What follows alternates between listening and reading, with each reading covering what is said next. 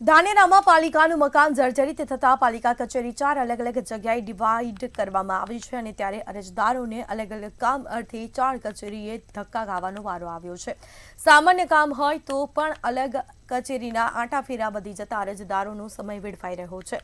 અલગ અલગ કચેરીના આંટાફેરા વધી જતા સ્થાનિકો ત્રાહિમામ પોકારી ઉઠ્યા છે અને ત્યારે પાલિકાની તમામ શાખાઓ એક જ જગ્યાએ રાખવામાં આવે તેવી સરકાર અને તંત્ર પાસે લોકોએ માંગ કરી છે।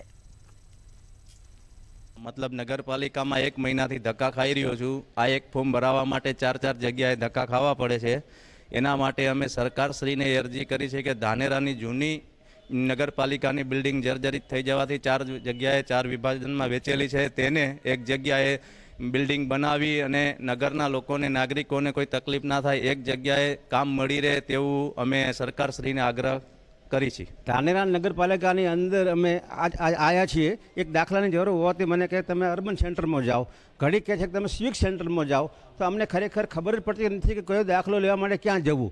અને ધાનેરાને આમ પૂછ્યું તો એમ અહીંના અધિકારી એવું કહે છે આ બિલ્ડિંગ આખી એક જર્જરિત થઈ ગઈ છે એટલે અમારે અહીં બેસી શકાય એમ નથી। તો એના માટે સરકારને અમે ખાસ વિનંતી છે કે ભાઈ તાત્કાલિક ધોરણે એક જ જગ્યા નવીન બિલ્ડિંગ બનાવી આપે અને બધી સુવિધાઓ એક જ જગ્યા મળે એવી સરકારને ખાસ વિનંતી કરું છું હું।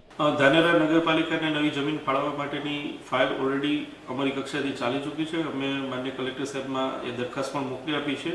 દરખાસ્ત અમને 2 દિવસ પહેલાં પૂરતા માટે મળી આવી છે।